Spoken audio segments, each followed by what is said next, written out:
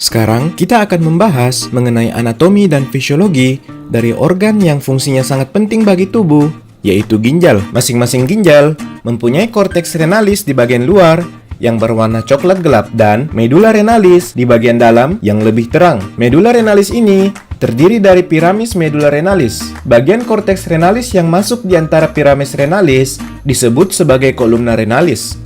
Di bagian medialnya terdapat arteri dan vena renalis, yaitu pembuluh darah yang berjalan menuju dan keluar dari ginjal. Salah satu fungsi ginjal adalah sebagai organ ekskresi. Oleh karena itu, terdapat pelvis renalis yang merupakan pelebaran ke atas dari ureter. Pelvis renalis ini terbagi menjadi 2 atau 3 calyx renalis mayor, yang masing-masing lagi akan bercabang menjadi 2 atau 3 calyx renalis minor.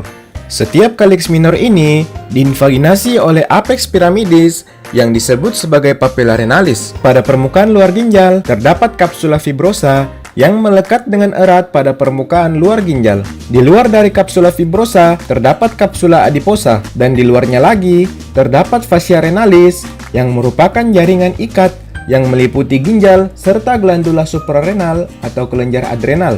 Di luar dari fascia renal terdapat corpus adiposum pararenal, yaitu merupakan lemak yang membentuk sebagian dari lemak retroperitoneal. Unit fungsional terkecil dari ginjal disebut sebagai nefron. Setiap ginjal memiliki 1 juta unit nefron yang disatukan bersama oleh jaringan ikat. Nefron inilah nanti yang akan berperan dalam pembentukan urin. Proses awal pembentukan urin dimulai dari masuknya darah dari arteriole afferent. Darah dari sini akan dialirkan ke dalam glomerulus untuk proses filtrasi yang merupakan langkah awal dari pembentukan urin. Pada proses filtrasi, darah bebas protein akan disaring dari glomerulus menuju ke kapsula Bowman. Jika batas antara glomerulus dan kapsul Bowman ini kita perbesar, maka akan tampak lapisan filtrasi glomerulus yang terdiri dari beberapa lapis. Lapisan ini berfungsi sebagai saringan molekuler yang menahan sel darah dan protein plasma, tetapi meloloskan air dan zat terlarut dengan ukuran molekul kecil untuk lewat. Lapisan pertama adalah endotel kapiler berfenestrasi yang merupakan dinding dari glomerulus. Dikatakan berfenestrasi, artinya sel endotel ini memiliki lubang yang permeabel terhadap H2O dan zat terlarut.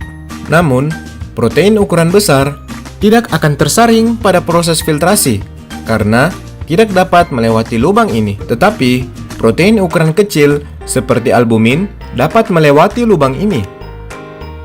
Lapisan kedua adalah membran basalis glomerulus. Pada membran basalis glomerulus ini mengandung glikoprotein yang bermuatan negatif, sehingga albumin yang juga memiliki muatan negatif akan saling tolak-menolak dan tidak dapat lolos melalui lapisan ini.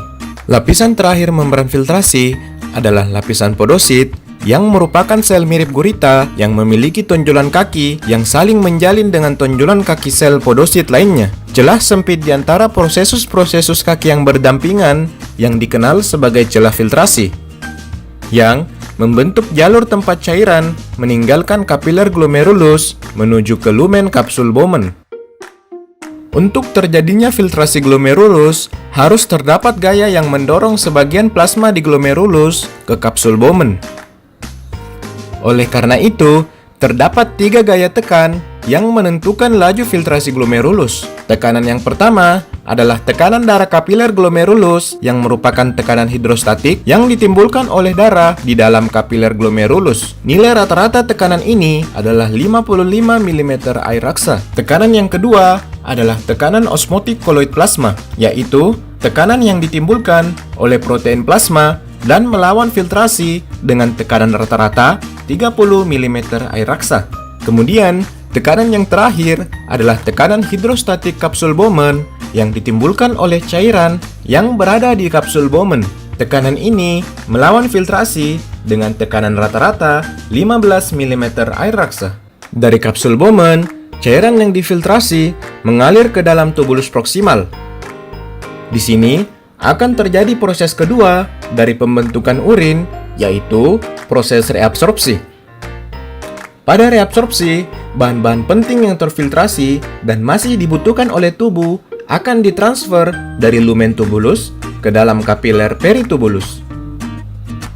Reabsorpsi ini terjadi di sepanjang tubulus yang dilalui oleh urin dari tubulus proksimal, lengkung Henle, tubulus distal, dan ductus colligentes.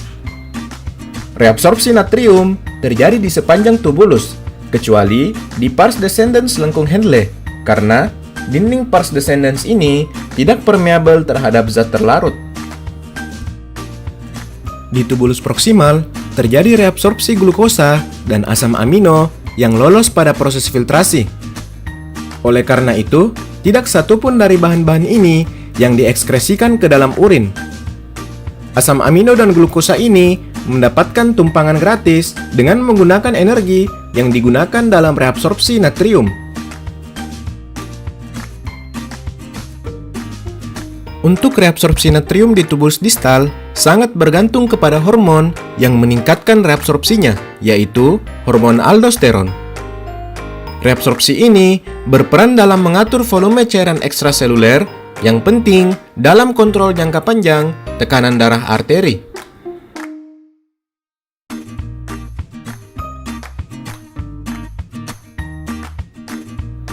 Tahap yang ketiga adalah sekresi tubulus, di mana sekresi tubulus ini merupakan kebalikan dari reabsorpsi. Jika pada reabsorpsi terjadi pertukaran dari tubulus ke kapiler peritubulus, maka pada tahap sekresi akan terjadi perpindahan zat dari kapiler peritubulus ke dalam tubulus ginjal. Bahan-bahan terpenting yang disekresikan oleh tubulus adalah ion hidrogen, ion kalium, serta anion dan kation organik yang diantaranya adalah senyawa yang asing bagi tubuh. Sekresi ion hidrogen di ginjal sangat penting dalam mengatur keseimbangan asam basa di dalam tubuh. Contohnya, ketika terjadi keadaan asidosis atau keadaan pH tubuh yang rendah, maka ginjal akan melakukan kompensasi dengan meningkatkan sekresi ion hidrogen. Dan sebaliknya, pada keadaan alkalosis, ginjal akan melakukan kompensasi dengan menurunkan sekresi ion hidrogen. Dari tubulus proksimal, urin akan melewati lengkung Henle. Lengkung Henle ini secara garis besar terdiri dari pars descendens yang membawa cairan dari tubulus proksimal hingga ke dalam medula ginjal, dan pars ascendens yang membawa cairan naik dari medula untuk masuk ke dalam tubulus distal. Pars ascendens memiliki banyak saluran air aquaporin 1 yang selalu terbuka, sehingga bagian ini aktif mereabsorpsikan H2O dikarenakan dindingnya sangat permeabel terhadap H2O, tetapi tidak permeabel terhadap zat terlarut. Sebaliknya, untuk pars ascendens sangat permeabel terhadap zat terlarut, khususnya NaCl. Oleh karena itu, segmen ini secara aktif mereabsorpsi NaCl, tetapi segmen ini bersifat impermeabel terhadap H2O. Oleh karena sifatnya, maka lengkung Henle ini memiliki peran yang sangat penting dalam proses pemekatan maupun pengenceran dari urin. Dari rata-rata 125 ml plasma yang difiltrasi di glomerulus ini, biasanya 124 ml per menit direabsorpsi, sehingga rata-rata jumlah akhir urin yang dibentuk di dalam ginjal adalah 1 ml per menit.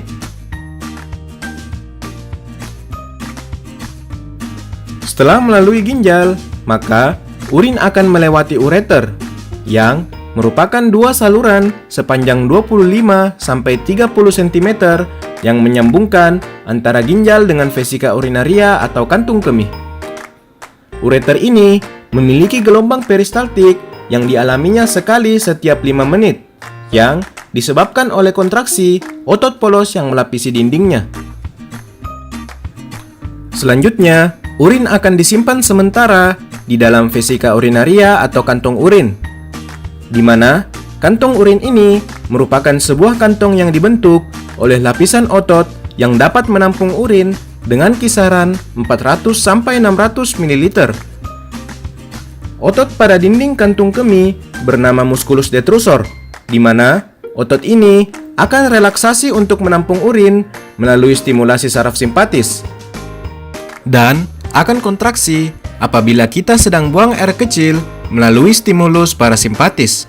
Terdapat juga struktur penting lain, yaitu ostium urethrae internum yang tertutup untuk mencegah keluarnya urin, dan akan terbuka pada saat buang air kecil atau mikturisi, yang keluar melalui saluran yang bernama uretra.